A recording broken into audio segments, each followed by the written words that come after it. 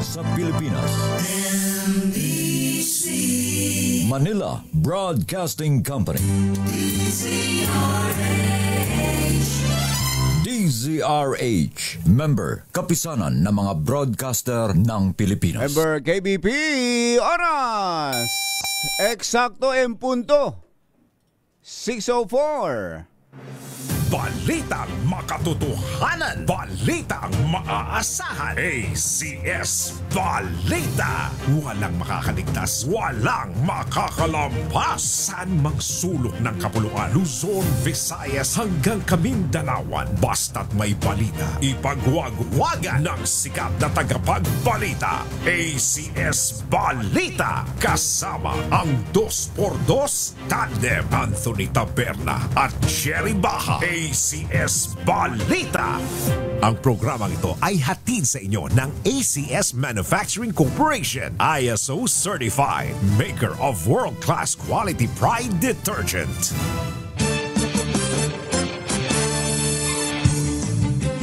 Araw ng Tuesday, November 18, 2025. Narito na po ang ulo ng ating ACS Balita. OFW cash remittances sumipa ng 3.7% sa pagsisimula ng bare months.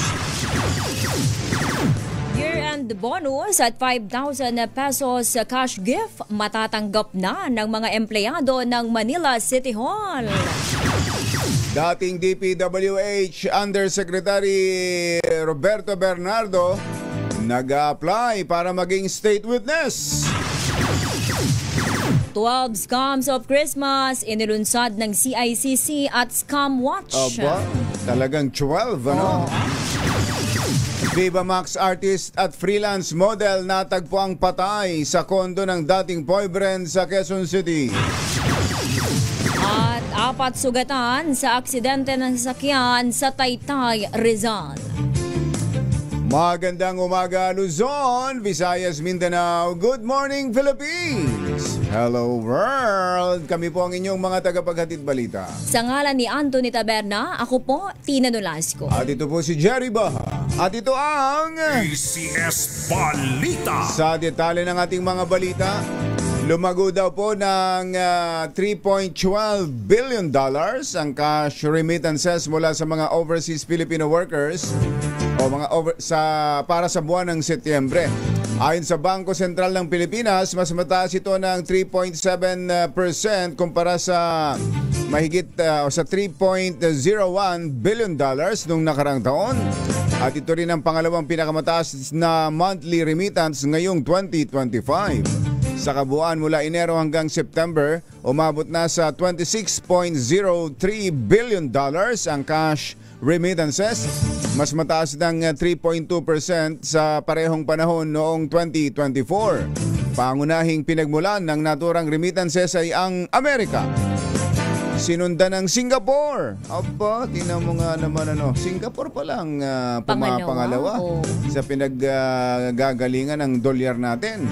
Pumapangatlo ang Saudi Arabia, pang-apa ng Japan. At sumusunod ay ang United Kingdom. Eto, good news. Sana all. Maaga ang magiging Pasko ng mga empleyado sa lungsod ng Maynila. Ito'y matapos iutos si Manila Mayor Isko Moreno ang pagpapalabas ng 317 million pesos na pondo para sa kanilang year-end bonus at 5,000 pesos cash gift. Ayon kay Yorme Isko, ang lahat ng kwalipikadong empleyado kasama ang mga nasa legislative offices ay makatatanggap ng isang buwang year-end bonus at 5,000 pesos cash gift.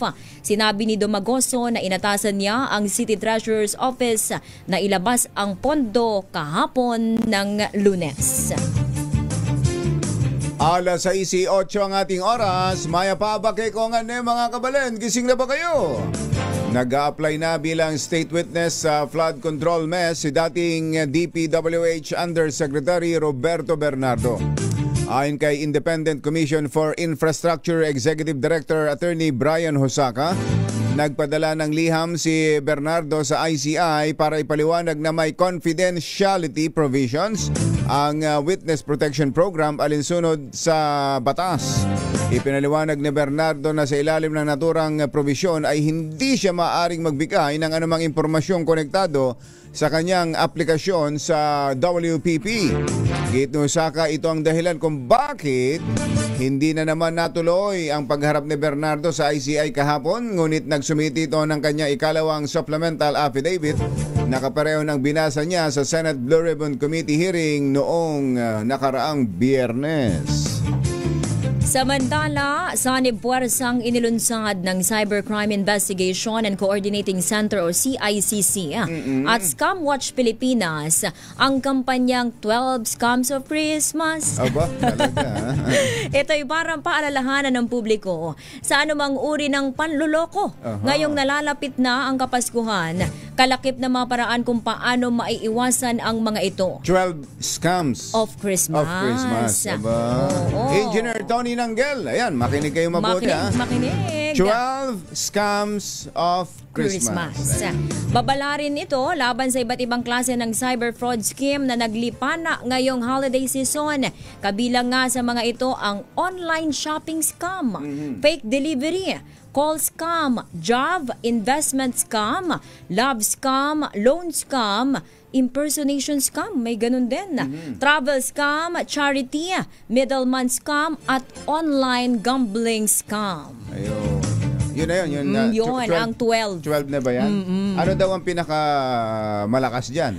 Walang sinabi, pero posible, ating duda lang naman ito, ay yung marami ito yung online shopping scam. Ayun, Yung ibang produkto ang darating sa'yo o walang produktong darating sa'yo. Ayun, Ako, kaya ingat-ingat. So online talaga. Oo, marami. Andyan ang, dahil yan ang napapanahon na ngayon at marami ang nagkatrabaho at kumikita dyan. Marami rin ang nagsasamantala sa online. Correct. Alas 6:11 ang ating oras. Mayong buntag kaninyong tanan mga Bisaya, mata na mabutiha, gising na ba kayo? Isang Viva Max artist, freelance model at influencer ang natagpo ang patay ng kanyang dating boyfriend sa loob ng bahay nito sa Quezon City. Diniklarang dead on arrival sa ospital ang 23 anyos na si Gina Lima. Si Gina? Lima? Naku Aba. Ayun pala, ayun yung tsura niya. May picture tayo. Tubong Bayugan, Agusan del Sur. Matapos itong isugod sa ospital ng kanyang dating kasintahan na si Ivan Cesar Ronquillo, 24 anyos, mula sa tinutuluyan itong kondo sa Barangay Katipunan, Quezon City. Sina Lima at Ronquillo ay 3 taon na ring hiwalay, ngunit dumalaw lamang daw ang babae sa dating boyfriend. Batay sa kwento ni Ronquillo, magkasama sila ng biktima sa loob ng kondo at nang magising siya ay napansin niyang parang hindi na humihinga. Itong Viva Max artist na kaagad niyang isinugod sa ospital. Batay sa initial medical assessment, namatay ang biktima dahil sa cardiorespiratory distress. Kaagad na nagtungo ang mga investigador sa kondo ni Ronquillo at wala silang natagpuang anumang sign ng forced entry o disturbance. Gayunman, napansin ng mga investigador ang ilang pasa sa hita ni Gina Lima. Ayon kay Police Colonel Edison Uwano, hepe ng QCPD Criminal Investigation and Detection Group Unit, CIDU, maaga pa para mag-speculate, ngunit kapag may doubt ng foul play ay kailangan ng masusing investigasyon. Samantala, nahati sa dalawa ang isang Honda Civic EG hatchback na sasakyan makaraang sumalpok sa isang poste at malaking gate sa Taytay, Rizal. Batay sa ulat ng pulisya, mabilis ang takbo ng sasakyan bago ito bumangga sa poste at gate ng isang establishmento, dahilan para masugatan ang driver nito. Nadamay rin ang 3 pang individual na pawang nagtamo ng minor injuries matapos mahagip ng sasakyan. Sa ngayon ay nananatiling walang malay ang naturang driver sa ospital. Alas 6:13 ang ating oras. Maayong aga mga pinalangga, bugtaw na kamo, gising na. Nagbitiw na sa pwesto sina Executive Secretary Lucas Bersamin at Budget Secretary Amina Pangandaman makaraang madawit sa issue ng flood control scam. Ayon kay Palace Press Officer Claire Castro, kusa nang nag-resign ang dalawa bilang pagpapakita ng delikadesa at para bigyang daan ng malayang investigasyon kaugnay ng kontrobersya. Kinumpirma naman ng Malacanang na tinanggap na rin ni Pangulong Bongbong Marcos Jr. kahapon ang resignation ni na Bersamin at Pangandaman. Itinalaga ng Pangulo si Finance Secretary Ralph Recto bilang bagong Executive Secretary, habang si Advisor for Investments and Economic Affairs Frederick Go naman ang bagong Finance Secretary. Nasaksihan umano mismo ni Vice President Sara Duterte ang pagmamanipula sa budget ng Department of Education o DepEd nung siya pa ang kalihim ng kagawaran. Ito ang isiniwalat ng pangalawang Pangulo sa kanyang inilabas na video message na nagsasabing nauunawaan umano niya ang galit ng taong bayan kaugnay ng issue ng korupsyon. Sinabi ni VP Sara sa halip na sundin ang listahan ng DepEd para matugunan ang kakulangan sa classroom, mistulang ginawang pork barrel ang pondong nakalaan para sa kabataang Pilipino. Mga kababayan, nauunawaan ko ang galit at pagkadismaya ninyo. Nauunawaan ko ang galit ng taong bayan sapagkat sa nakalipas na ilang buwan, bago pa man sumabog ang issue sa flood control, madalas na akong nakikipag-usap at nakikinig sa mga hinaing ng ating mga kababayang overseas Filipinos ukol sa transparency, accountability, peace, at security. Nauunawaan ko ang galit ng taong bayan dahil nasaksihan ko mismo kung paano minanipula ng House of Representatives ang budget ng Department of Education. Si Vice President Sara Duterte. Susunod! Tito Boy! Ano raw ang susunod? Matapos ang pasabog kagabi ni Senator Amy tungkol kay sa kanyang little brother and sister-in-law kay BBM at kay First Lady Elisa. Yan at iba pang mga nagbabagang balita sa agpapatuloy ng ACS Balita. Alas 6:16. World-class quality Pride detergent. Hi! Maganda morning! Ano bang araw today, mga kumbatsero? Today is Laundry Day, Pride Day! Yuhuu! At pag Laundry Day, all you need is Pride Washing Machine Detergent. May triple stain away formula, kaya tanggal ang makapit, madikit, malupit na dumit man siya, kaya easy ang labada. Kaya pala mula noon hanggang ngayon, all you need is Pride. All you need is Pride. ACS. Ang 2x2, Tandem Anthony Taberna at Sherry Baha. ACS Balita. 6:19 ang ating oras. Tuloy ang ACS Balita. Naglunsad na mga bagong hakbangin ng Bureau of Customs Port of Cebu para mas mapabuti ang paghatid nito ng serbisyo sa publiko. Kabilang na rito ang pag-upgrade sa kanilang pasilidad at mga proseso bilang bahagi ng modernisasyon ng customs.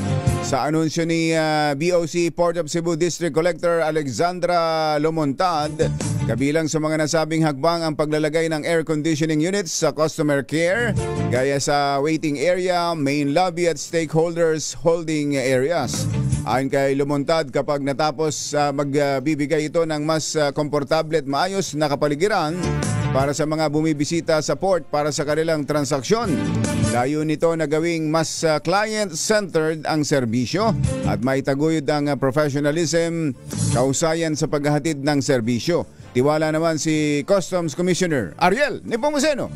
Nasa pamamagitan nito ay mas mapapaigting ang transparency and accountability sa loob ng ahensya. Sa Mandala, magsasagawa bukas ng necrological service ang Senado bilang pagkilala sa yumaong si dating Senate President at Chief Presidential Legal Counsel Juan Ponce Enrile. Gaganapin ang necrological service sa Session Hall ng mataas na kapulungan bandang alas 9 ng umaga. Tanging ang mga imbitadong panauhin at otorisadong personal lamang ang papahintulutang makapasok sa hall. Ayun. Bago ang necrological service. Hindi open sa public, ha? Sa Senado ito. Mga invited lang. Isasagawa ang arrival honor sa pagdating ng kabaong ng labi ni JPE dakong alas 8:45 ng umaga. Matatandaang pumanaw si Enrile noong November 13 sa edad na 101 dahil sa pneumonia. Marangkada na ang panibagong taas presyo sa mga produktong petrolyo. Nako po, inang, talaga naman tuloy-tuloy, sunod-sunod ito, no? Sa magkakahiwalay na abiso ng mga kumpanya ng langis, 1.20 ang itinaas sa kada litro ng gasolina at diesel. Naku. Parehas pala, no? Habang wala namang patutupad na increase sa kerosene dahil sa price freeze. Ayun, iniklian na lang ni Kisses yung balita. Siguro Lagi na lang. Oo. Sunod-sunod na yan. Linggo-linggo na lang yan.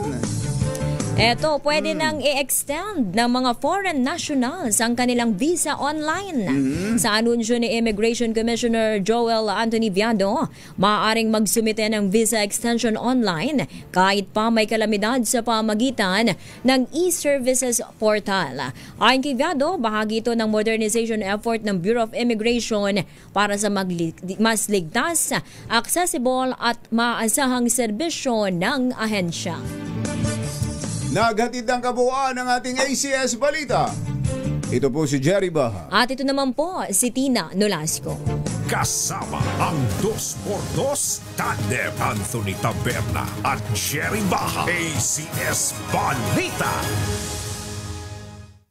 Katotohanan, balitang maaasahan. ACS Balita. Ang programang ito ay hatid sa inyo ng ACS Manufacturing Corporation, ISO certified, maker ng world-class quality Pride detergent. This time check is brought to you by PRH.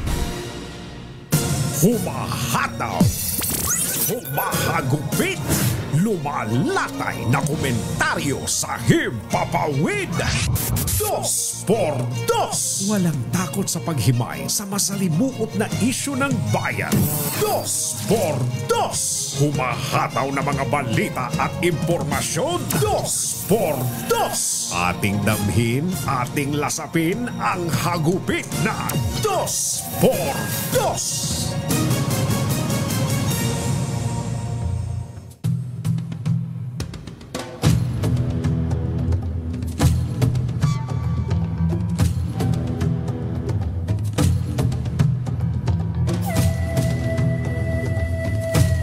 Punong-puno ng aksyon ang araw ng Lunes kahapon sa dami ng mga kaganapan. Kaya nga si mother namin din talaga namang hindi magkanda o gaga. Kabilang po sa mga pangyayari ang pagbibitiw sa tungkulin ni na Executive Secretary Lucas Bersamin at Budget Secretary Amina Pangandaman out of delikadeza matapos isangkot ni dating Congressman Zaldico ang kanilang tanggapan sa flood control scandal. Kaagad naman tinanggap ni Pangulong Bongbong Marcos ang resignation ng dalawang opisyal at kaagad nagtalaga ng mga kapalit. Sinunda naman ito ng pasabog ni Senator Amy Marcos nang dumalo sa rally ng Iglesia ni Cristo nang akusahan ng kanyang kapatid at ang First Lady Lisa Marcos na gumagamit ng droga. Matapos magsalita ni si Senator Amy, nagdesisyon ng pamunuan ng Iglesia ni Cristo na tapusin na ang dapat sana'y 3 araw na rally for transparency and better democracy sa Quirino Grandstand.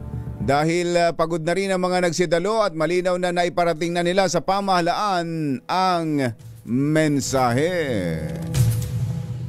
Isyu ng bayan. Katotohanan. 2x2. Maitim ang balak, magtago ka na. 2x2. Si Jerry at si Anthony, narito na. 2x2. Hahataw ng todo, urado ka. 2x2. Ang katotohanan. dala nila Dos por dos, walang sinasamba pali. Maniwala ka, dos por dos, hataw ng gusto tol. Umasa ka, dos por dos. Dos por dos. Agad.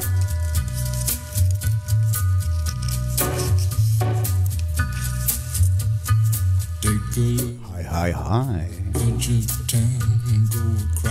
Maganda morning. Lamig. Lamig. Magandang umaga, bayan! Ito po si Jerry Baha. Humahabol si Anthony Taberna. Muli pong suma sa inyo ang 2x2 sa umagang ito ng Friday! Yuhuu! Kamusta kayo mga textmates, mga text partners, mga kapamilya, kapuso, kapatid, kabarkada, mga kapitbahay? How are ya? Kumusta ang mga napagod nitong 2 araw na rally? Ang napagod, mas naunang napagod si mother namin din eh. Talaga namang sa dami raw ng mga pangyayari. Pinakahuli yung kagabi, ano parang yan?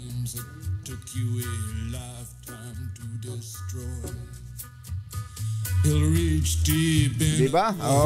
Talaga naman. Kumusta ang ating mga kapatid sa Iglesia ni Cristo na marami siguro hanggang ngayon nasa biyahe pa? Mamaya kukumustahin natin ang Quirino Grandstand at ang mga lansangang nasara dito sa lungsod ng Maynila dahil mukhang back to normal na tayo sa sitwasyon natin, bagamat wala pa rin klase, wala pa rin face-to-face classes dito sa lungsod ng Maynila. Pero sa iba, pati yung sa EDSA ay natapos na rin. Dahil dapat naman dapat kasi yung sa EDSA ay 1 araw lang. Nung humirit ng second day, pinagbigyan. Mas dumami, no? Yung sa EDSA. Tapos yung dito sa Quirino Grandstand, parang mas marami nga yung kahapon, kaysa doon sa first day. Talaga naman. Kaya itong si Senator Amy, mukhang na-overwhelm, mother, si Senator Amy. Nadala ng kanyang damdamin, si Senator Amy. Hindi niya, first time lang yata, tama, sinabi niya yung first time niyang makapagsalita sa ganong karaming tao. Talaga naman, at nagbulalas ng mga kagila-gilalas ng mga pahayag. Inipon pa nga ni mother dito. Meron ka ba nung mother? Sige nga. Ano yan? Video ba yan? Sige nga. Parang take it away. Kinumbinsi ko pa si Bongbong. Pakasalan mo na si Lisa. Naisip ko noon, kapag nag-asawa siya, malalagay na sa tahimik at magkakaroon ng direksyon. Ang laki ng pagkakamali ko. Mas lumala ang kanyang pagkalulong sa droga.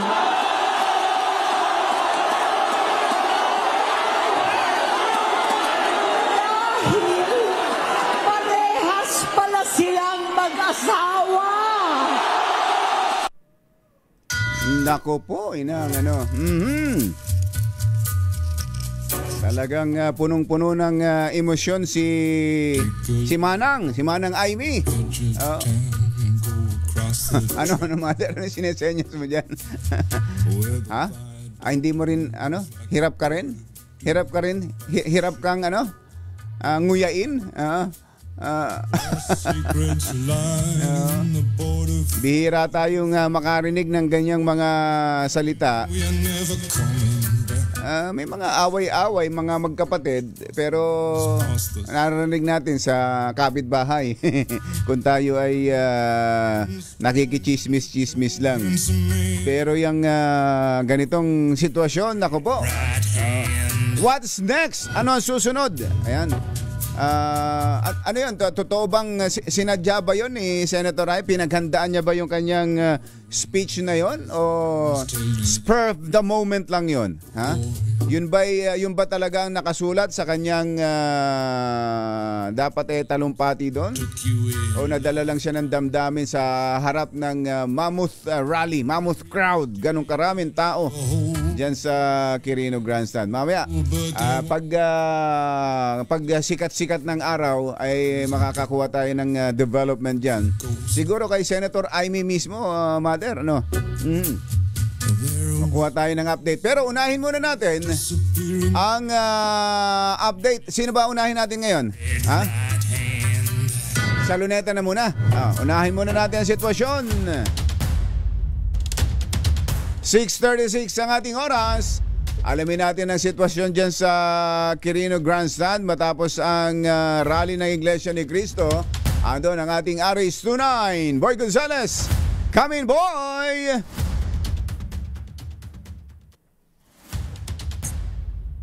Boy, wala kang audio. Paki-mute mo, paki-mute. Nakikita ko na yung video mo. Ayan, nakikita ho natin ngayon sa video yung damuhan sa harap ng Quirino Grandstand. Abay, napakalinis parang wala nangyari Boy. Ay sige, mamaya babalikan natin. Ipinapakita lang, binibigyan lang muna tayo ng preview ni Boy ng sitwasyon dyan sa Luneta. Parang wala nangyari, malinis na malinis. Yung harapan ho ng Quirino Grandstand, yung damuhan na kahapon at mula nung linggo ay punong-puno ng tao, punong-puno ng mga naglatag ng tent, ng mga nakaupo sa paligid na yan. Ngayon malinis na malinis. Puntahan muna natin si Roel. Andyan pa ba yung linya natin kay Roel Saldico? Si Roel ho ay andyan sa Garchitorena, Camarines Sur. Alamin natin ang sitwasyon matapos na daanan ng bagyo. RH18, Roel Saldico. Roel, Diyos maray na aga. Diyos marahay na aga ka Jerry at Anthony. Ang area natin ngayon sa mga oras nito, dito tayo ngayon sa bayan ng Garchitorena, Camarines Sur, na kung saan ang kabilang dagat na yan ay Catanduanes na yan ka Jerry. Yung dalawang oras lang motorist bangka, Catanduanes ka na. So kung makikita natin dito ang sitwasyon, talagang yung seawall na ito na halos na abutin ito ng mga mga 700 meters ang wasak at talagang makikita natin dito ang sitwasyon ng ating mga kababayan. Teka, ano yan nasa likod mo na yan na parang hagdan? Seawall yan na seawall. nakita natin dito. Yan na lang ang natira? Yeah, ito lang natira. Mario Josep, may nagpapapicture pa, nakaupo. May nagpapapicture. Tingnan mo nga naman, ang may tindi. makapanayin tayo dito ngayon, Ka-Jerry, Tatay, taga rito pa kayo. Dito pa sa harap tayo. Dito pa tayo sa harap. Doon pa sa harap sa camera po. Dito. Ayan. Tatay, anong pangalan niyo po? Cesar Valencia. Opo, kumusta?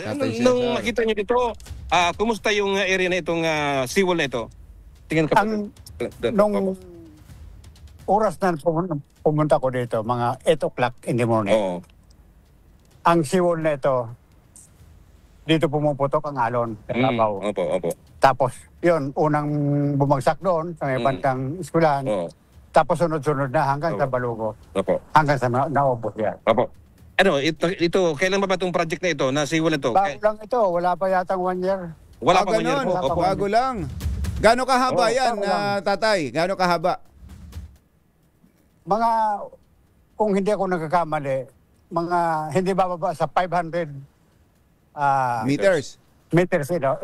500. Mahaba din pala. Pero Roel, tingnan mo nga. Mahaba. Tingnan nga natin, Roel, kung yung buong kahabaan yan. Ayan. Walang natira, Halos ito na lang isang konting hagdanan. Yung parang hagdan lang na yan ang natira? Oo, yun. Ang tindi sa kabilang side. Natin. Sa kabilang side. Tingnan natin kabilang kabila. Side. Ayan. Yun.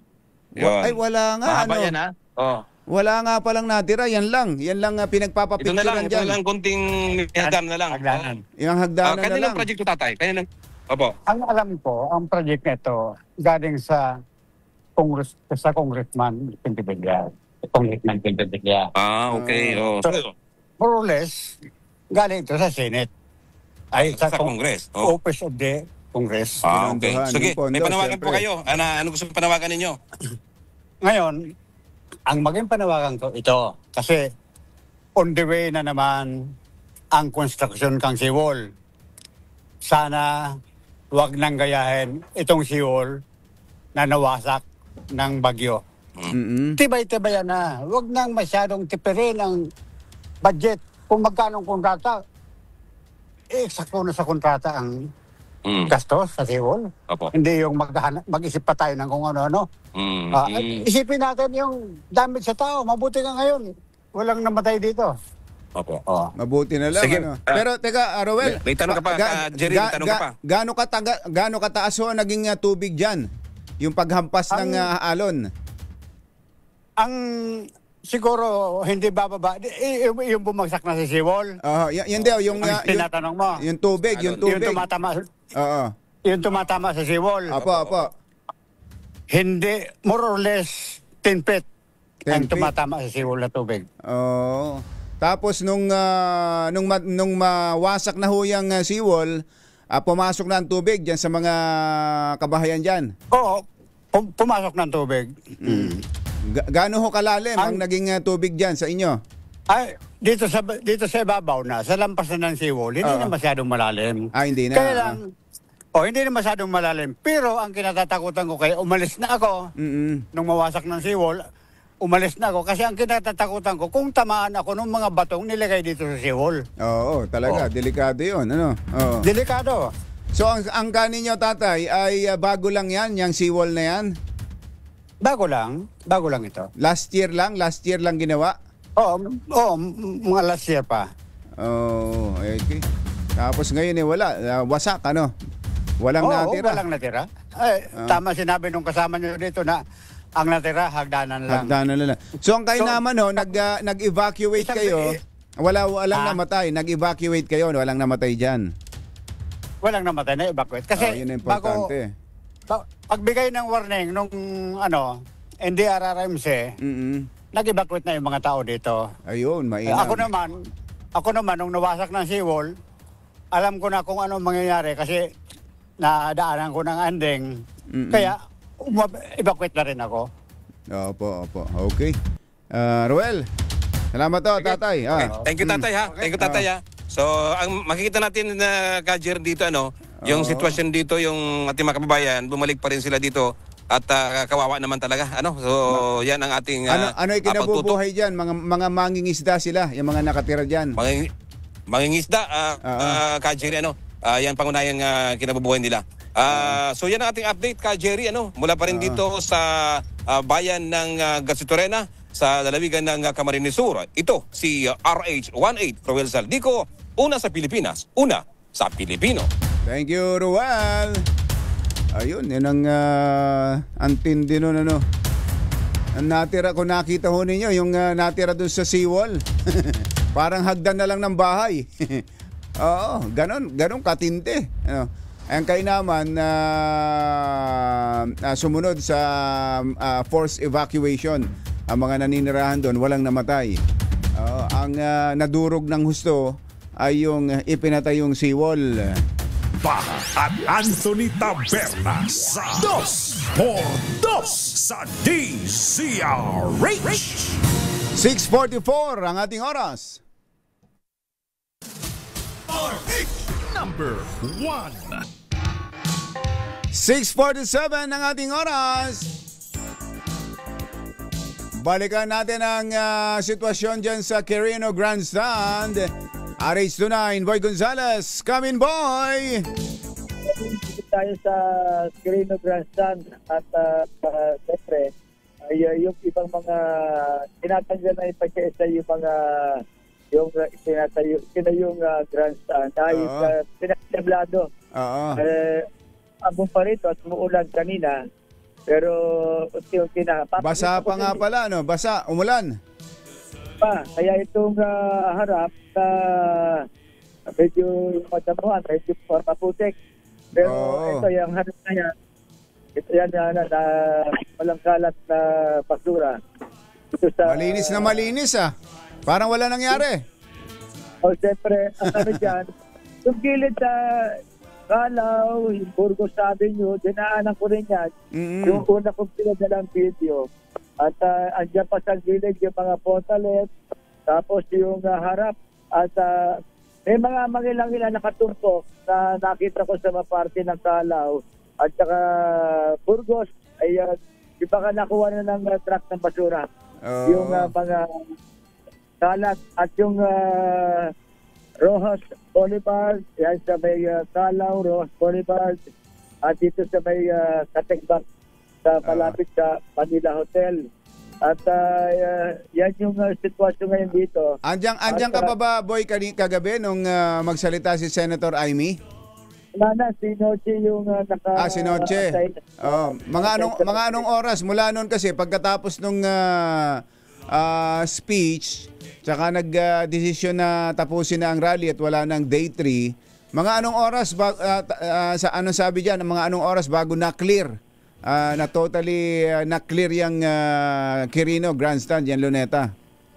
Tapos magsalita ni Senator Amy Marcos, kaya pinauwi na yung mga kapatid at yung mga truck, yung mga bus na dinaanan ko kanina dyan sa may Burgos at yung iba dito sa may Bonifacio Drive. Yung mga nakapark sa Rojas Boulevard.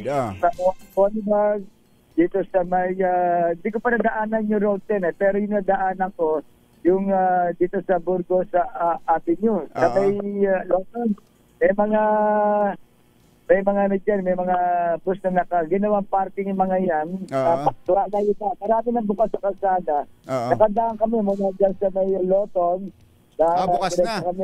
Bukas na lahat. Yung mga sinarang kalsada nitong nakarang araw ay open at sa traffic ngayon. Yung mga dinaanan na. Pero yung sa Anda, dito sa may Anda, wala pa dumadaan ng mga sakyan eh. Anda Circle? Anda Circle, papunta dito sa may Rojas Boulevard. Bakit? May mga nakaparada pa rin? May naiwan? Baka meron pang pero dinaanan pa lang namin. Burgos Avenue, diretso ng Katigbak, tapos ikot kami sa Grandstand, Kalaw. Yan yung mga dinaanan ko na bukas. Wala galing kami ng Abad Santos, tapos talagang napakasikip dyan sa Abad Santos. Kami papunta ng Jones Bridge. Pero yung kanina ay talagang maluwag na. At marami na mga bus na mga dumalo, mga participant sa INC rally, ay yung iba umuwi na. At yung iba naman ay nandito pa sa ilang area sa Tondo. At mukhang nag-almusal lang, maya uwi na. Yung iba kasi mataga malalayong lugar eh. Lingao, Baguio, Pangasinan. Yung mga dito nakaparada sa area. May hirap bumiyahe yung pagod tapos bebiyahe pa ng kung bebiyahe ng magdamag Kaya may mga nagpaumaga na. Nagtutulog na muna sa mga bus nila at tapos nakabibiyahe ng umaga. Yung iba naman talagang ang driver naman ng kanilang mga sakyan ay nakaready yan. Nagpapahinga na. Pero yung iba talagang kagabi pa umuwi na. At yung mga sa Metro Manila, nakauwi yung sa amin, nakauwi sila mga alas 8 ng gabi. Pagkatapos magsalita si Senador Amy Marcos at ay mga taga-obrero. Yung iba naman, mga kapitbahay mo. Kapitbahay. Yung iba, taga-Pangasinan, tumuloy sa mga kapilya. Sa mga kapilya. At sa yung iba naman ay siyempre, mga kilala mga kapatid, pinag-almusal ng mga kapatid. At yung sitwasyon ngayon dito sa Quirino, wala na. Mamaya check ko yung mga kalsadang sarado pa. Pero sa ngayon, na dinaanan namin, Yan sa kabigdang kami dito sa May Rose Boulevard. Kasi panadaanan yung May Lopez Boulevard, dahil yan yung maraming mga truck, mga sasakyan na galing ng mga norte dito sa area ng Tondo sa May Road 10.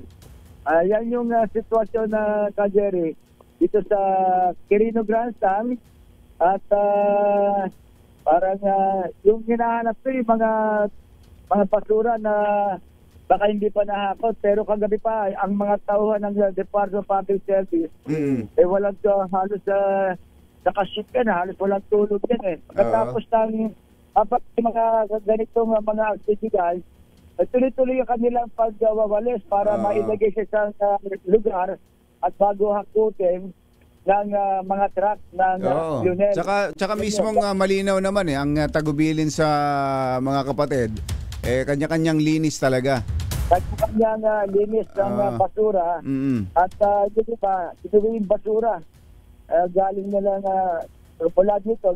Siyempre, baka mamaya puno na yung lugar, inuwi na nila. Ang nangyari ngayon, hinihintay na lang. Mamaya, pagka natanggal na ito mga stage, mga toll gadgets sa Quirino Grandstand, at yun, nakita mo ngayon na yung mga taga-GPS, yan nandiyan sa unahan, sa gilid. Sila yung kanino ko pa nakita madaling araw. Department of Public Service yan,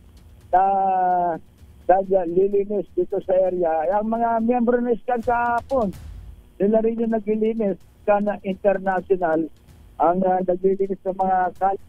At mamaya, mag-ikot-ikot pa tayo sa vicinity ng area ng Rose Boulevard at ng Mel Lopez Boulevard para makita natin yung mga lugar na ginawang parkingan muna ng mga dumalo dito sa rally for transparency at democracy dito sa Quirino Grandstand. Maganda ang panahon ngayon. Kanina umaambon na sa Jerry, pero ngayon wala na tayong nararamdaman pag-ambon dito sa Quirino Grandstand. Ito si Boy Dosales para sa Regional sa Pilipinas. Una sa Pilipino. Thank you, RH29, Boy Gonzales, Jerry Baja at Anthony Taberna sa 2x2 sa DZRH.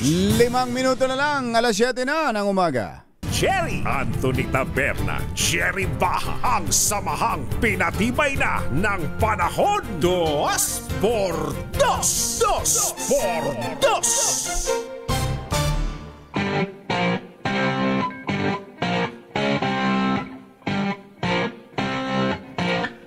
Apat na minuto na lang, alas 7 na ng umaga. Nasa linya natin ang National President ng Integrated Bar of the Philippines, si Attorney Alan Panolong. Attorney Alan, magandang morning. Si Ka Jerry po ito. Magandang umaga po sa inyo. Magandang umaga, Ka Jerry, at sa sambayan ng Pilipino. Apo. Attorney, kumusta po ang monitoring ninyo sa mga pangyayari? Kagabi, marami ang nagulat sa naging pahayag ni Senator Amy. Ito ho ba'y political lang o pwede ring maging legal issue yung ganitong mga pahayag, mabibigat na pahayag? Ang mabibigat nga ho yung binitiyong pahayag ni Senator Amy Marcos tapos sa kanyang kapatid na si Pangulong Marcos. Hindi talaga natin masabi kung ano talaga ang intention nun, no? So, marami hong nagulat Talagang maraming nagulat. Talaga.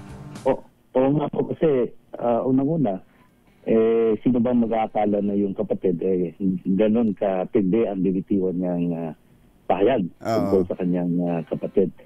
So, it goes both ways, so we cannot really tell kung ano ba. Kung ano ba Hong Kong.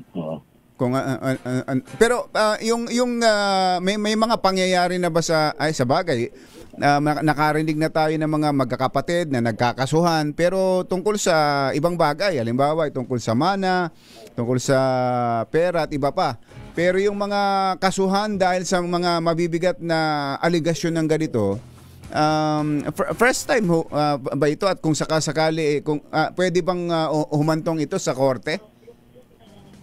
Marami na hong nangyaring mga ganito na especially sa larangan ng politika. In fact, marami tayong nasubaybayan noon na kung saan mag-ama or maglolo or mag-asawa mismong nagkasuhan dahil lamang sa alam mo na, naging katunggali niya sa politika. Sa politika, siraan sa politika. Oo, gano'n na nga po ngayon kasi ang nangyayari nga po ngayon, mukhang lumit na yung mundo, magkalaban na minsan, magkamag-anak So, it's a very sad situation. Pero ito, first time na na sitting president at senador ang na magkapatid at sila ang nagbakbakan. Yes. Ito po ang unang pagkakataon na nakaharap natin or na witness natin sa ating kasaysayan ng politika dito sa bansa. At ito'y hindi basta-basta mawawala sa pandinig sa tenga ng mga tao. Aalingaw-ngaw pa ito ng mga susunod na araw at linggo. Pero yung tanong ko, yung possibility ng umabot sa legal maging legal issue, may possibility ba yon na pwede bang mangyari din yon, attorney? Unang-una po, yung pong pahayag ni Senator Amy was made in public, in a very large gathering. Marami pong nakikinig yun, marami pong nakamonitor yun. So pwede kung mayroong isang grupo ng kababayan natin Pilipino na maaaring gawin niyang basihan sa isang kaso laban sa Pangulo. Ngunit, ito nga po is ang pinaka-credible na witness dyan is si Amy, si Senator Amy. Kung si Senator Amy yung mismo magiging complainant sa isang kaso, talagang napakatindi po, napakalakas po ng kan kasi magkapatid sila So, kumbaga, meron siyang personal knowledge. But then again, of course, the President is entitled to his day in court. Tama so, po yan. Pwede niya pong i-refute yung allegation ni Senator Amy. Kasi hindi naman porket magkapatid kayo license or, it is not as if treated as gospel truth kung lahat ng sasabihin mo. Lalo na kapag may kulay politika. Ang sinasabi niyo pa bang posibleng kaso ay impeachment? Pwede, malamang po. Pwedeng may maghain ng ganyan dahil dito sa sinabi ni Senator Amy. Opo, but then again, impeachment is a political political process. So, without, we cannot really speculate. But, as I said, it is a political exercise. So, maraming pwedeng mangyari. Pwedeng mag-prosper, pwedeng hindi mag-prosper. Pero habang... Depending on the political climate. Depende sa politika. Pero hindi rin naman siya pwedeng makasuhan ng ibang kaso hanggang sitting president dahil sa may immunity ang Pangulo, di po ba, attorney? Opo. And the only way by which the president may be removed from his office is by impeachment. So kung meron pong nagbabalak na tanggalin siya sa pwesto, ang tanging paraan lang po ay impeachment. Kasi yung kaso pwede nilang ihabla would be, pwedeng ihabla ngayon, pero yung kung as to its implementation after the term of his presidency. After the presidency, opo. Okay. Marami na pong nangyari yan na yung mga dating Pangulo, hinabla po pero hindi nag-prosper. Yun na nga, or hindi na-execute kasi nga dahil sitting president. Ngunit, nung pagkatapos ng alang termino, saka po, lumabas yung mga, yung paratang sa kanila at nagkaroon po ng implementation. Hindi na nga lang umabot sa headline ng mga pahayagan ngayon dahil gabi na nangyari, pero sigurado yun ang biggest story, headline, mga banner story ngayon. Pero at sabi ko nga, ito'y mag-reverberate pa sa mga susunod na araw at linggo. Depende rin sa mga magiging sagot ng palasyo at yung sabi nga ninyo ay pwedeng maging aksyon ng ibang grupo mula doon sa statement na yun ng senadora. Opo, tama po yun. At mas mabuti po na ang opisina ng Pangulo ay maglabas ng kaukulang statement. Sa bigat ng binitawan ng kanyang kapatid na si Senator Amy Marcos, kinakailangan po, it calls for a reaction from the President himself. Dapat nararapat to na kanyang sagutin head on. Ano nga ba talaga ang katotohanan? Dahil unang-una, ito matagal na rin natin narinig na spekulasyon or aligasyon. So, patunayan po niya na hindi po totoo yun. Para masatisfy yung publiko. Oho. Ang paratang mula pa nung pagkabata at hanggang ngayon, di ba? Ganun yung binanggit opo. Hindi yung nakaraan lang Hindi yung dati lang na alam kundi hanggang ngayon ay may ganong aligasyon. Okay, mabigat yung mga pahayag na yan ni Senator Amy, pero nitong mga nakakaraan ang laging inihihingi sa inyo ng mga tanong at reaksyon ay yung mabigat na yung pasabog din ni dating Congressman Saldico. Sa inyo, Attorney Alan, anong take ninyo doon? Pwede ba nating tanggapin at face value yung mga sinabi na yon ni dating Congressman Zaldico? Una ka, Jerry, very interesting nga yung paglalahad ni Congressman Zaldico, no? Patungkol dito sa napakainit na issue na insertion sa budget. Kaya nga lang po is no matter how interesting the informations or the allegations na sinabi niya sa kanyang video message, considering granting, for instance, that legitimate nga yung video recording ngayon, yun na nga lang po is wala po sa evidentiary way kung hindi rin po siya magpapakita at mag-undertake ng oath para patunayan or para po bigyan or pakatotohanan ang kanyang mga sinasabi. Kasi alam niyo po sa korte, yung pong mga ganong bagay, kailangan po ng authentication. At ang best na to authenticate ng information, siya mismo.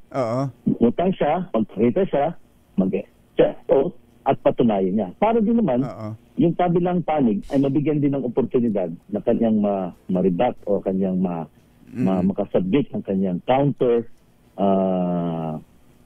arguments or counter affidavit para din po meron pong tsansa yung mga taong na-mention niya na makasagot, may depensa sarili nila. Masagot nila, yes. Kasi po sir, yung pong mga, alam niyo, nasa social media age na po tayo, no? Opo. Kung saan ang nangyayari ngayon is ang labanan nasa social media So marami ho tayong mga kababayan na minsan kung merong problema pumupunta sa social media.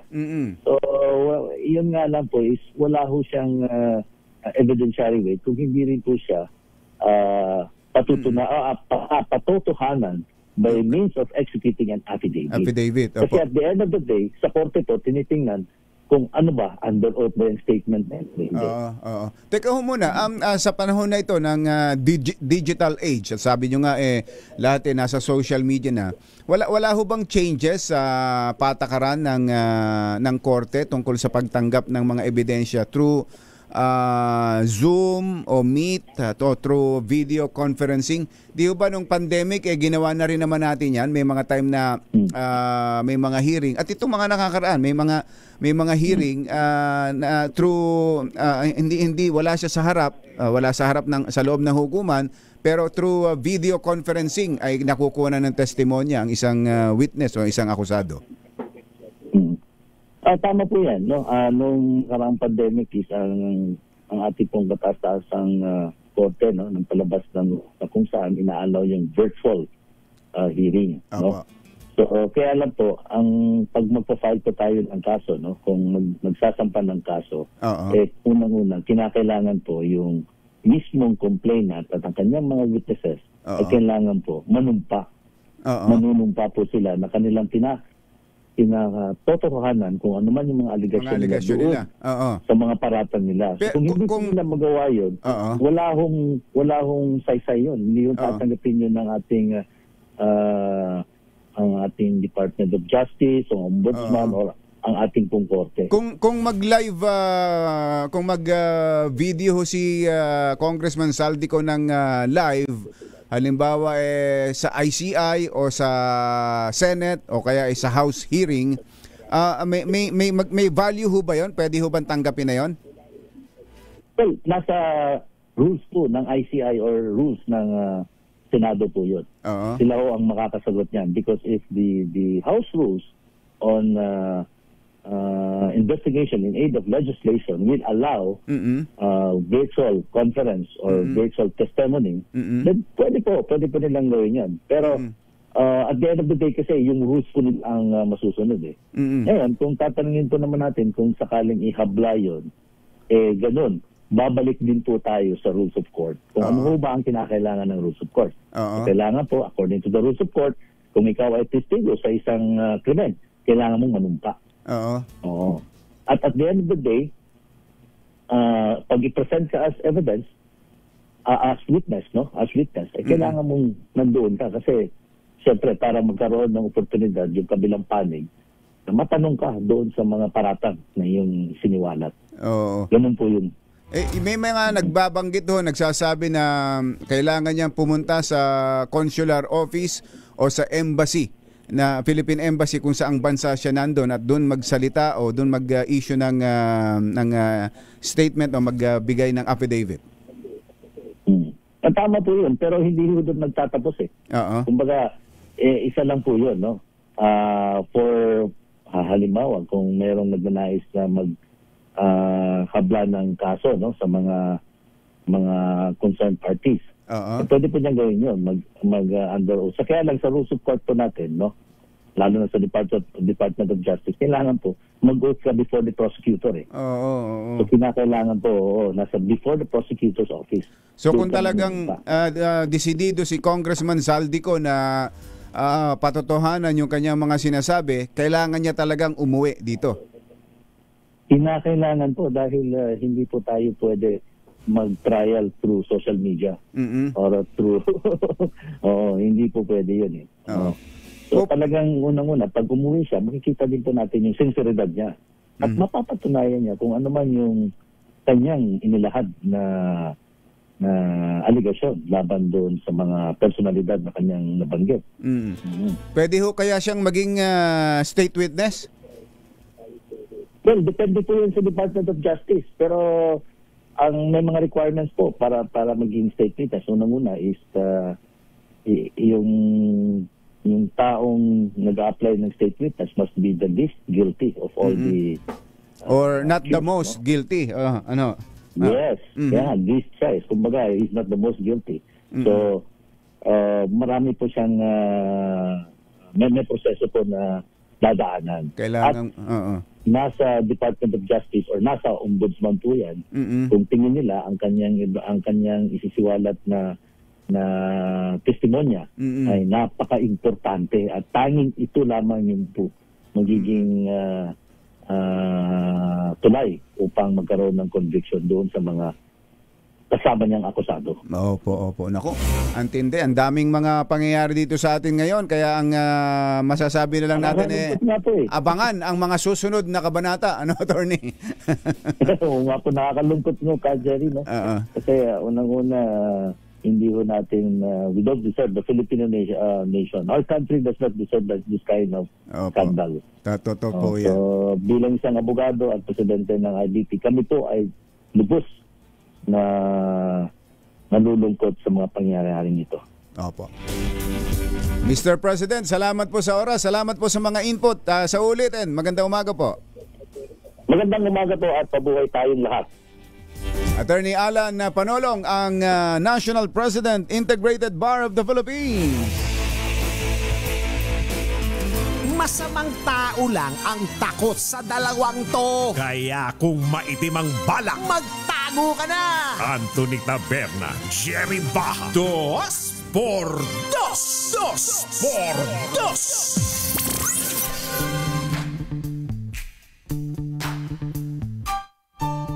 7:13 ang ating oras. Ay, dyan sa mga gustong swertehin sa araw na ito, ang ating word of the day. Ready na ba kayong tandaan ang ating word of the day para manalo ka ng DZRH Mini Component? Ayun. Ito na! Ang ating word of the day ay ading ko. Ha? Ading ko. Ayan ha. Kapatid ko. Ayan, oh. Ilocano word. Ading ko. Kapatid ko. Ading ko. Yan, ading ko lang. Ading ko. Ayan. Kaya dyan sa mga taga Salapan, Barangay Salapan, San Juan, lakasan na ninyo yung mga radyo, ang inyong mga gadget, ang inyong telebisyon para kayo'y swertehin sa araw nito. Andyan, pag-alagala ang ating RH6 Sherwin Alfaro.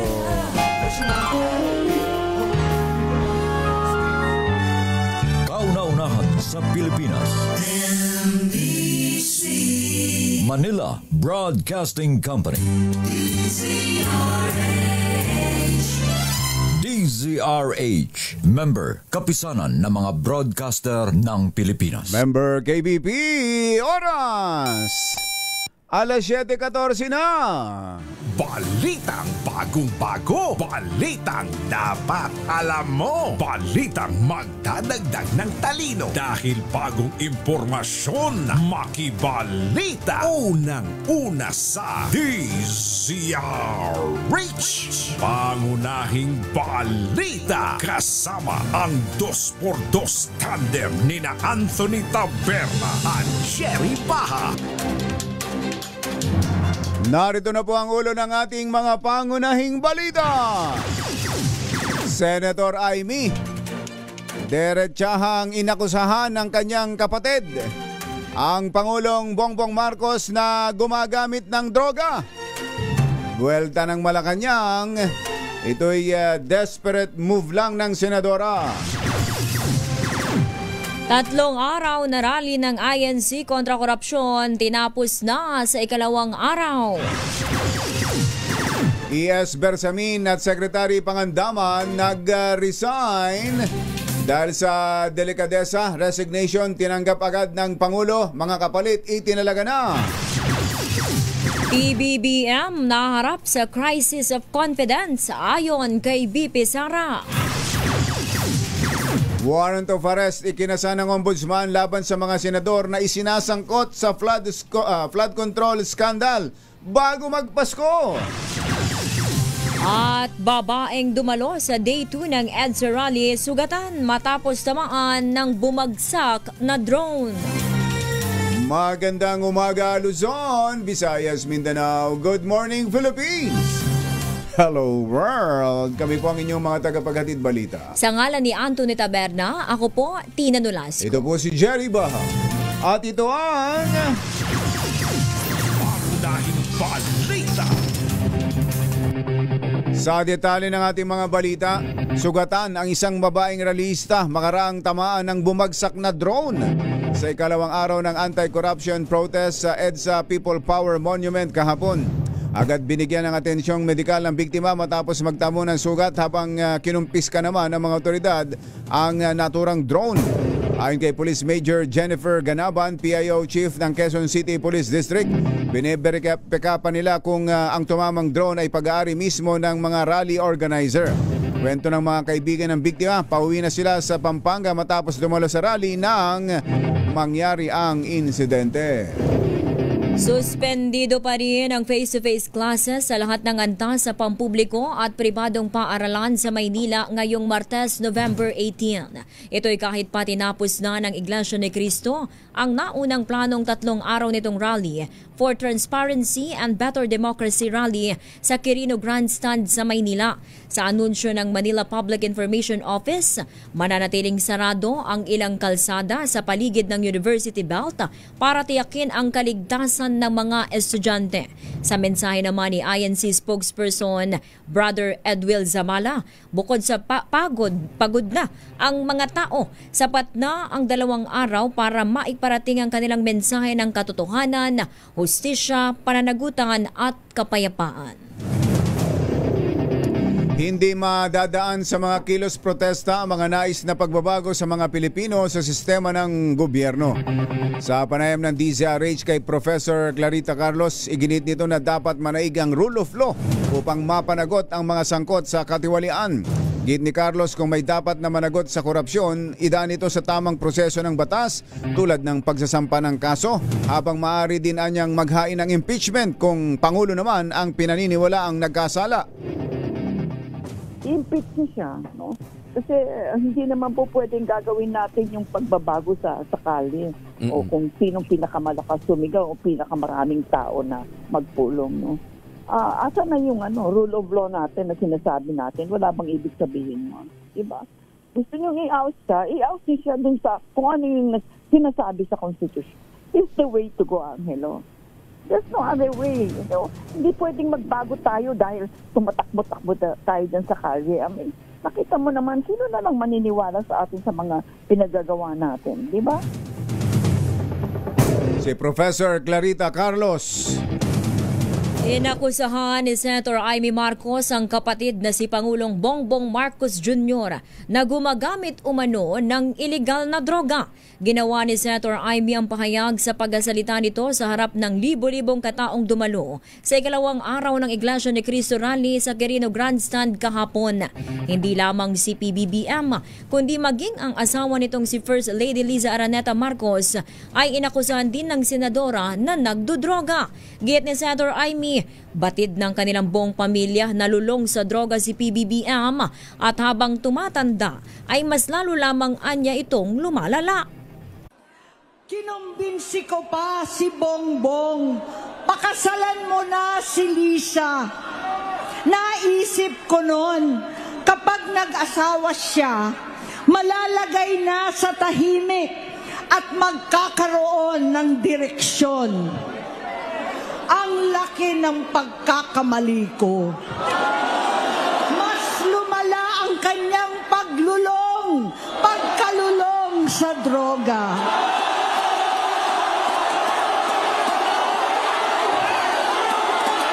Dahil parehas pala silang mag-asawa. Si Senator Amy Marcos.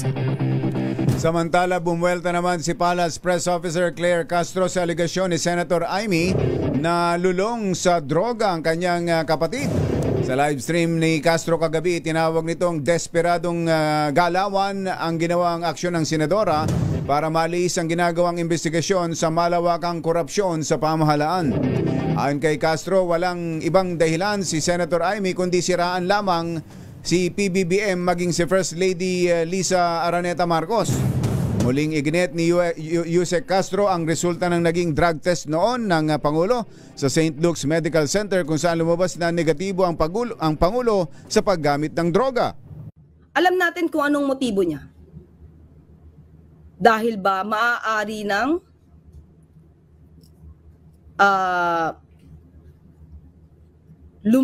lumarga ang pag-iimbestiga tungkol sa korupsyon at maaaring tamaan na ang kanyang mga kaalyado. Mga kaalyado sa Senado? Hindi ba siya natutuwa na yung kapatid niya mismo, ang Pangulong Marcos Jr., ang nag-umpisa para imbestigahan ang mga maaanumalyang flood control projects na to? Ang Pangulo ang gustong maglinis ng kalat noong nakaraan. Si Undersecretary Claire Castro. Gusto lang umanong maging Vice President ni Senator Amy Marcos sa 2028 national election.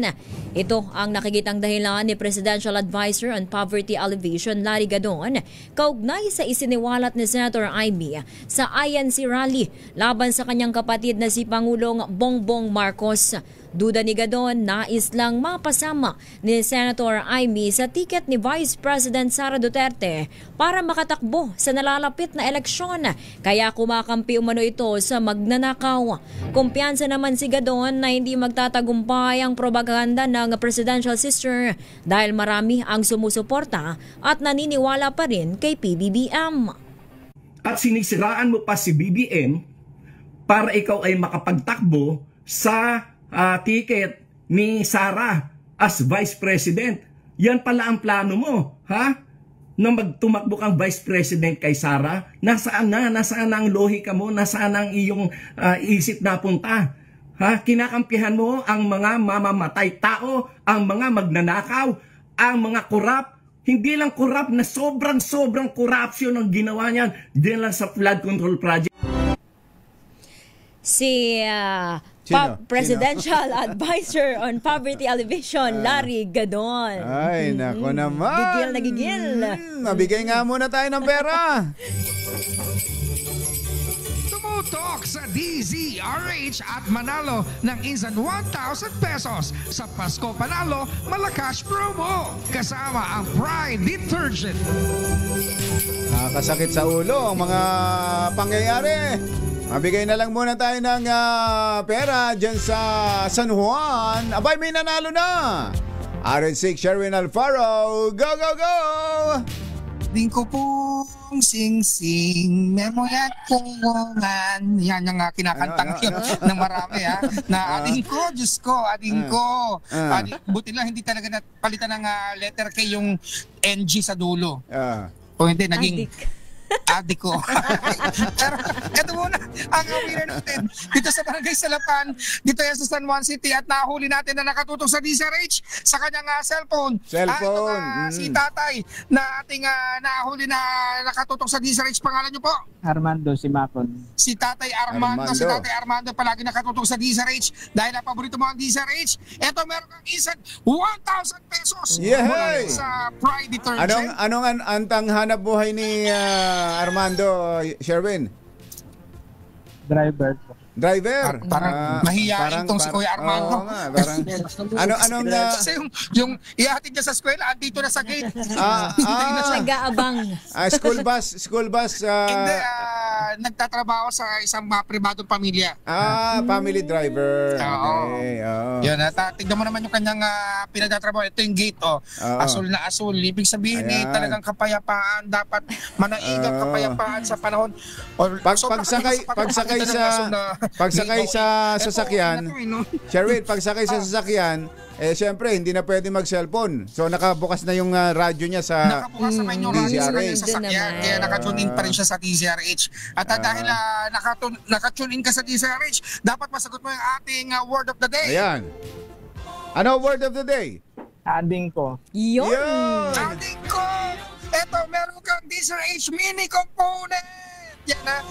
Para sa ating mga kapatid, ading ko na ating minamahal. Ikaw, mahal mo ba ang kapatid mo? Yes. Ba't mahal mo ang kapatid mo? Kapatid yan Siyempre naman. Diba? Ewan ko bakit yung mga ibang ating ganyan din. At syempre, meron pang DZRH t-shirt. At meron pang DZRH Noche Buena basket para sa'yo, Kuya. Pangalan mo ulit? Armando. Kuya Armando. Yan, si Kuya Armando. Maraming salamat sa mga nais manalo ng 1,000 pesos lagi tumutok sa DZRH. Baka kayo na susunod nating winner sa DZRH Pasko Panalo Promo kasama ang Pride Detergent. RH number 6, Sherwin Bata Alfaro DZRH. Una sa Pilipinas, una sa Pilipino. Yay! Thank you! Susunod! Dito, boy! Sino itong magaling na aktor na feeling director? Ay? Pinakikialaman daw ang shoot ng bawat eksena sa isang TV series. Na isa siya sa mga bida, kaya maraming staff ang imbierna sa kanya. Bida-bida nga. Bida-bida. Feeling director. Sino yan? Yan at iba pang mga nagbabagang balita sa pagpapatuloy ng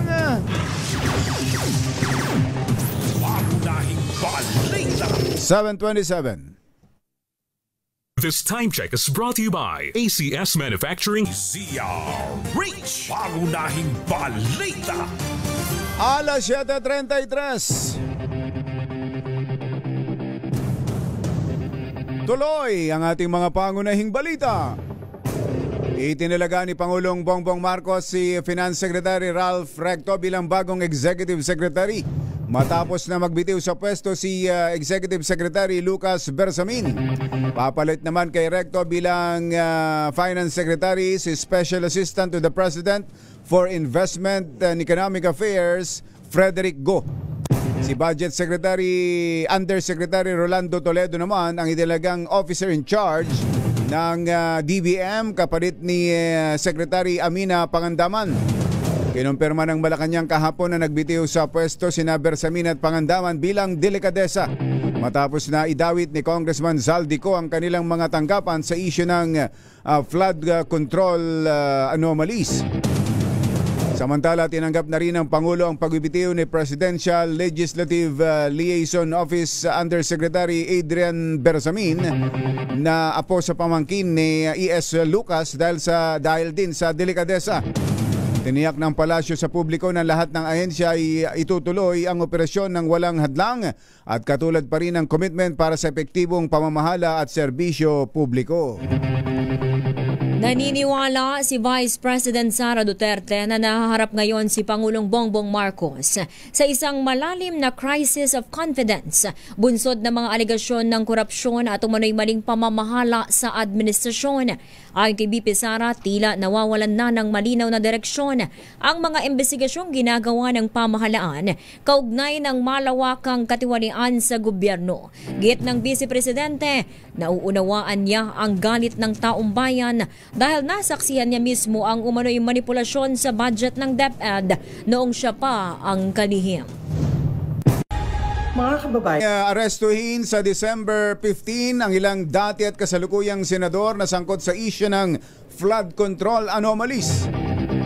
Ito ay inihayag ni Ombudsman Jesus Crispin Remulla na nagsabing napirmahan na ni dating DPWH Undersecretary Roberto Bernardo ang kanyang affidavit, kaya maaari na silang maghain ng kaso sa Sandigan Bayan. Binanggit doon ang pangalan ng ilang mambabatas kabilang sina Senador Chis Escudero, Jinggoy Estrada at Joel Villanueva, at maging ang mga dating senador na sina Senators Bong Revilla at Nancy Binay. Samantala, nilinaw naman ni Remulla na hindi pa kasama sa arestuhin sina dating senador at ngayon ay sa Secretary Sani Angara at Senator Grace Poe dahil kalalabas pa lamang ng kanilang pangalan at nakatakda pa lamang nila itong imbestigahan. Hinamon ng National Bureau of Investigation si dating Congressman Mike Defensor. Napatunayan ang alegasyon nitong binubugbog ng mga tauhan ng NBI ang isa sa dating aide ni resigned Congressman Zaldico. Sa pahayag na inilabas ng NBI, umapila ito kay Defensor na magpresenta ng ebidensya para pagtibayin ang kanyang akusasyon. Kasunod ito ng naging pahayag ni Defensor na ilang miyembro umano ng NBI ang nagdetene at nambugbog sa dating aide ni Ko na si John Paul Estrada para puwersahin itong umalis ng bansa kasama ang kanyang asawa. Sinabi ni Defensor na binigyan umano ng pekeng pasaporte ang mag-asawang Estrada para makalabas ng bansa at pinalipad patungong Chile. Pagbibigay din naman ng NBI hanggat walang pruweba ay mananatili itong espekulasyon lamang ng dating kongresista. Samantala, eto, higit 1.3 milyon na katao daw ang lumahok dyan sa 2 araw nga na INC rally. Kumusta kaya? Ano kayang assessment ng NCRPO? Ang detalye niya niyahatid ni Arch 15 Giselle Ricafort. Giselle? Jerry, mahigit 1.3 milyong katao ang lumahok sa 2 araw na kilos protesta kontra katiwalian ng Iglesia ni Cristo sa Quirino Grandstand. Sabi sa DZRH News ni NCRPO Director Major General Anthony Aberin, mahigit 600,000 katao ang dumagsa kahapon lamang. Karamihan anya sa mga attendee ang hindi na uuwi at doon na lamang nagtalipas ng gabi sa lugar. Deklarado ng NCRPO Director na generally peaceful ang 2 araw na pagtitipon at wala rin doon na itala na anumang major untoward incident. Kahapon, nagsagawa si Aberin ng aerial reconnaissance sa bisyudad ng Luneta at Quirino Grandstand para sa operational control, ma-assess yung crowd concentration at masigurong epektibo yung itinatutupad nilang security measures. Samantala, sinabi naman ng Southern Police District na mananatili yung 45 kapulisan sa labas nitong compound ng Independent Commission for Infrastructure dito sa Taguig City. Layon daw niya na siguruing mapayapa at maayos sa mga posibleng kilos protesta dito sa lugar. Ito si Giselle Ricafort para sa DZRH sa Pilipinas, una sa Pilipino. Thank you, Giselle. Samantala, kakasuhan na ng Department of Interior and Local Government sa Ombudsman ang 24 na local government officials na bumiyahe sa ibang bansa Sa gitna ng umiiral na travel ban bago tumama ang bagyong Tino at Uwan. Sinabi ni DILG Secretary John Vic Remulla na kabilang sa posibleng kasong ihain laban sa 24 na LGUs ay gross negligence, gross insubordination, and abandonment of duty dahil sa pagliban nila sa tungkulin sa oras ng kalamidad. Paliwanag pa ng kalihim, may malinaw na mga patakaran hinggil sa ganitong sitwasyon at ang mga opisyal na umalis ay kailangan magpaliwanag kung bakit hindi sila humingi ng pahintulot. Naku po, ayan na. Sinabi ni Secretary Remulla na kabilang sa iniimbestigahan ang 9 na opisyal mula sa lalawigan ng Cebu. 8 sa kanila ay mga alkalde at 1 ay miyembro ng Sangguniang Panlalawigan. Samantala, nagpahayag ng suporta ang buong Kamara para kay Pangulong Bongbong Marcos. Makaraang idawit ni dating Congressman Zaldico sa isyu ng umunoy insertion sa 2025 national budget. Ayon kay House Deputy Speaker Ronnie Puno, nagpulong ang House leaders at napagpasyahan nilang magsalita na at ihayag ang sentimiento ng Kamara. Sa kabila ng ingay sa politika, sinabi ni Puno na nagkasundo silang gampanan ang kanilang trabaho. Nananatili rin anya ang kanilang apela kay Ko na umuwi na ng bansa at panumpaan ang kanyang mga aligasyon. The majority is solid in Congress na hindi kami nalilito or nagugulat dyan sa mga sinasabing mga imbentong kwento. At we felt that it was necessary for us to come forward and at least say something specific kung ano yung feelings namin as a party. So bawat partido gumawa ng kanya-kanyang statement, i-distribute namin sa inyo mamaya yan para makita ninyo anong naisip ng bawat partido. Hindi naman parehong-pareho yung aming mga reaction, pero I think by and large, in fact everybody is in support of President Marcos here. Si House Deputy Speaker Ronnie Puno.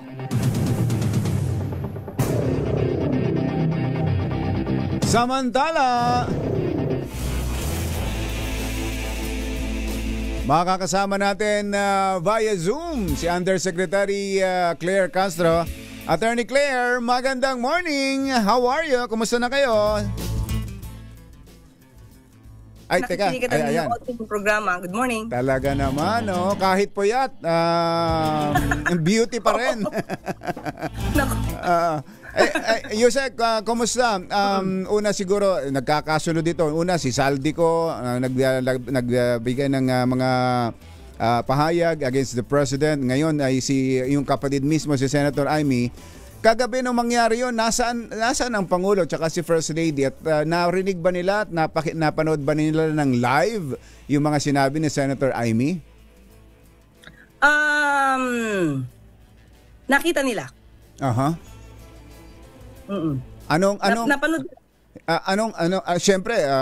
Anong reaksyon nila? Kakaiba yon. Biruin mo sa harap ng maraming tao ay magsalita ang isang kapatid ng ganon, ng mga aligasyon, akusasyon laban sa kanya. Nagulat ba sila? Nagulat sila na ganon ang sinabi, pero hindi sila nagulat na maaaring siraan sila ni Senator Amy. Pero nagulat sila to the point na kaya pala talaga ni Senator Amy na magsinungaling laban sa kapatid. Yun. Anong kasinungalingan ang partikular na tinutukoy na sinabi ng Pangulo at ni First Lady sa sinabi ni Senator Amy? Ay, di gumagamit ng bawal na gamot. Obvious ba yon? Ang dami-dami na ng pagsinungaling doon. Ang dami-dami na nasabi doon. Na-debunk na yan.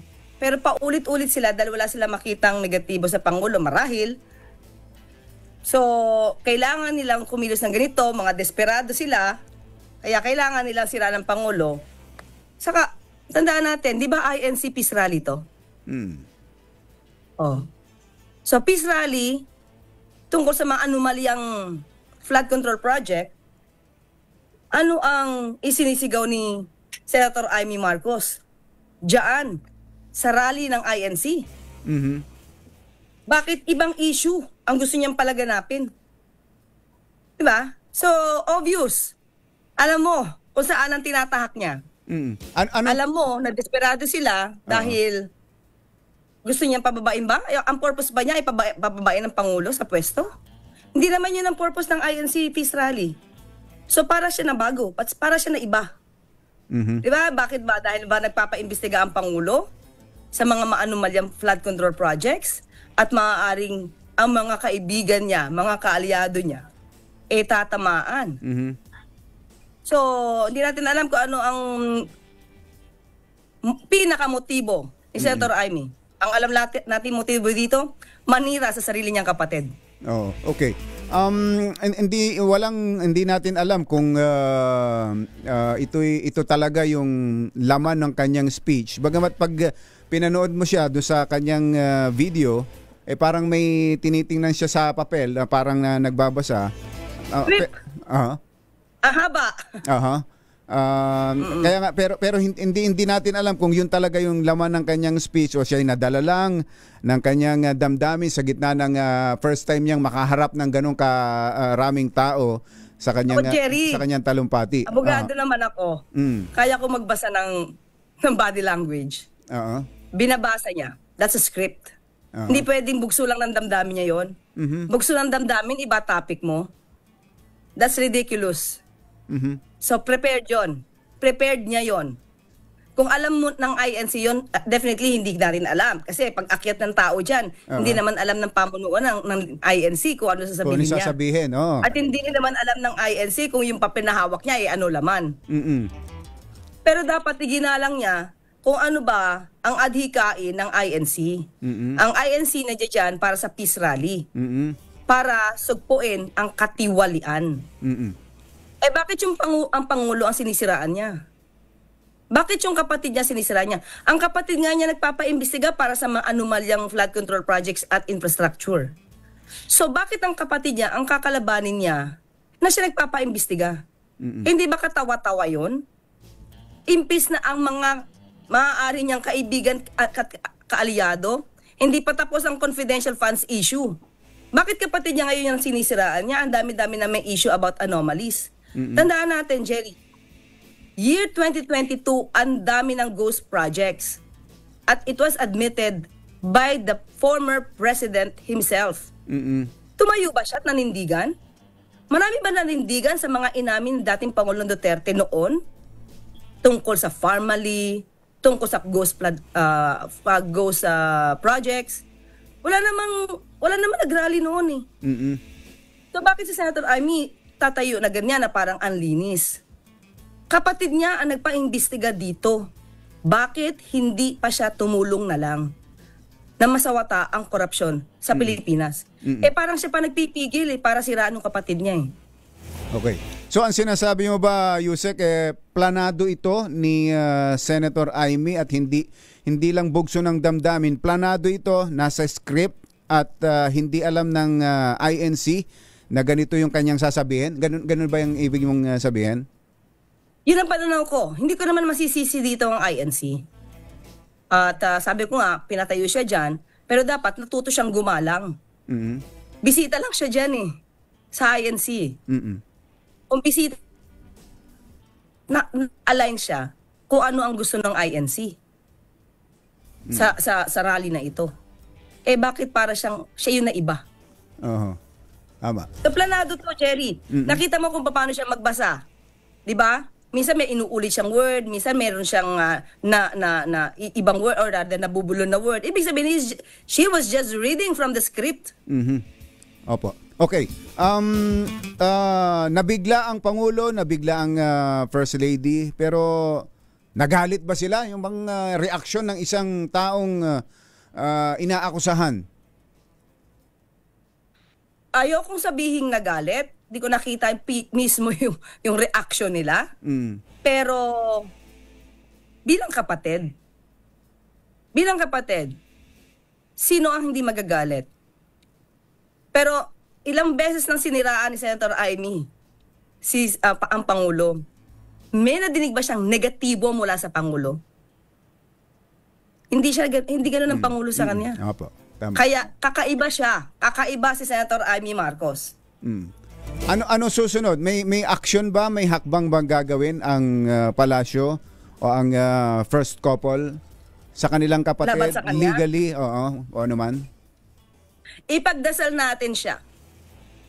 Ipagdasal na lang siya na maging matiwasay ang kanyang pag-iisip at ang kanyang damdamin. Okay. Pangilan na lang, Yusek, may mga nag-resign out of delikadesa, may mga ipinalit ang Pangulo. Meron pa bang susunod na batch? Sa ngayon, wala pa po tayong nararamdaman. So far, di natin po alam kung ano magiging desisyon ng Pangulo at desisyon ng ibang mga miyembro ng gabinete na maaaring mag-resign. Pero wala po ngayon. Wala po. Ang sabi nyo, nag-resign sila out of delikadesa, tinanggap din kagad ng Pangulo. May sarili bang gagawing investigasyon ang palasyo sa involvement o kung meron man sa mga nabanggit na mga pangalan na naging dahilan ng kanilang resignation? Sa ngayon, wala pong gagawin anumang investigasyon kasi voluntary naman po. Voluntaryo po yung pag-resign nila. Nabanggit man ang kanilang pangalan at hindi po kasi kinababahala ng Pangulo anumang sinabi ni Zaldico. Most probably sila Secretary Mina at saka si E.S. Lucas na lang ang sarili na parang sila mismo nabanggit ang pangalan.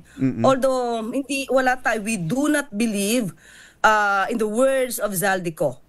Iyan naman ang Pangulo Although, syempre, kung merong ganyan, kung sinong nais magpa-imbestiga or rather, imbestigahan sila, nasa ICI naman po yan at hindi yan po pipigilan ng Pangulo. Kung sino man po ang nai-involve sa mga anomalyang flood control projects, kung kinakailangan imbestigahan ng ICI, then imbestigahan po, hindi po tahad lang ang Pangulo dyan. Paano kung pangalan na mismo ng Pangulo ang, tulad nito, pangalan ng Pangulo ang nabanggit, pangalan ni dating Speaker Martin Romualdez ang binanggit ni Zaldico. Ang ICI ba pwede bang magpasailalim ang Pangulo sa investigasyon ng ICI? Kung merong ebidensya, ba't naman hindi? Kaya nga po ginawang ICI para maging independent. Pero mismo ang Pangulo, alam niya na wala siyang kinalaman sa anumang anomalyang ganito. Dahil sabi nga natin, kung ikaw ang may kasalanan, i-open mo ba yung issue na yan? Of course, hindi. Tandaan natin, uulitin ko, panahon ni dating Pangulong Duterte, daming ghost projects. Nagpa-imbestiga ba siya ng ganito kalaking o ganito kalawak? Hindi. So doon na lang po Kaya sabi nga natin, tayo na mismo, lahat tayo, including the members of the INC, suportahan natin ang Pangulo para matapos itong investigasyon na to at mapanagot ang mga sangkot. Huwag natin siyang pigilan dahil kapag nangyari na siya ay mawala sa posisyon, pigilan po siya. Malamang lahat ng mga ito na nasasangkot ngayon, magiging haya-hayang buhay dahil malamang mahinto sa magiging bagong liderato. So yun lang po. Dalawa na lang. Huwag natin hayaan magkaroon ng bagong liderato dahil malamang ang mga nasasangkot na to magiging happy days again. Dalawa na lang. Nabanggit niyo si Zaldico. Nakakatatlong video na siya nang inilalabas. Anong mensahe o anong pwedeng iparating na mensahe ng Pangulo o ng Palasyo para kay Zaldico? Sa ngayon po, lumalabas na ang mga grupo nila, malamang kasama na siya sa grupo, ay napaka-desperado na po na gumawa ng tahi-tahing kwento laban sa Pangulo. Kung yan naman po ay may katotohanan, at meron siya mga ebidensya, maliban sa maletang walang ipinapakita kundi maleta na may tag price pa. Umuwi siya sa Pilipinas, panumpaan niya po yan, bibigyan po siya ng proteksyon. Kailangan lumitaw ang tunay na storya rito para mapanagot ang dapat na mapanagot. So, uwi po siya dito, panumpaan niya dahil hindi maaaring bigyan ng anumang credence o anumang saysay, halaga ang isang taong nasa video lamang, walang pinanumpaan, maaari mag-name drop. So, kailangan umuwi po siya dito para mas makita po natin ang katotohanan. Dahil pag siya'y nandito, maaari po siya matanong para masubstantiate ang lahat ng mga allegations na sinabi niya. Okay. Ang Iglesia ni Cristo ay tinapos na ang rally na dapat ay 3 araw. Tinapos na kagabi. Ano mensahe, anong sagot ng Malacanang sa aksyon na ito ng Iglesia ni Cristo? Unang-una po, nagpapasalamat po sila sa INC, sa liderato ng INC, sa miyembro ng INC, dahil sa ginawang peaceful rally. Ang mga hinaing po ninyo ay nadidinig po ng Pangulo, nadidinig ng administrasyon. Maliwanag po yan. Kaya ang gagawin po ng Pangulo ayusin at pigilan ang mga korupsyon na ito. Hindi po kayo nag-iisa. Kasama niyo po ang Pangulo sa inyong adhikain. At muli, sa miyembro ng INC, maraming salamat po. Yusek Claire, maraming salamat sa oras. Magandang umaga. Thank you, Jerry. Thank you sa lahat ng mga kababayan natin. Good morning. Press Undersecretary Claire Castro. Mga nangunguna at mga bagong balita sa DZRH. Pangunahing balita. Ang oras na yan. Sonita Berta sa 2x2 sa DZRH. Ay! Baka may mga kailangan na kayong ayusin sa inyong mga bahay tulad ng bubong. Buti na lang may bubong na maasahan. Diba? Ka Jerry Labasan, Michael Santa Maria at si Ate Sel dyan sa Angono. Goyang Elmer Ngo, magandang morning. At ganun din kasama pala ni Engineer Tony Nanggel itong si Manager Ruben Rayo dyan sa Lakewood. Obo, talaga naman na sila ay nag-e-exercise sa papalo-palo dyan. Ang daming mga pangyayari, pero subaybayan, abangan ng mga susunod na kabanata. Bye! Happy weekend! Damdaming bayan! Susunod na!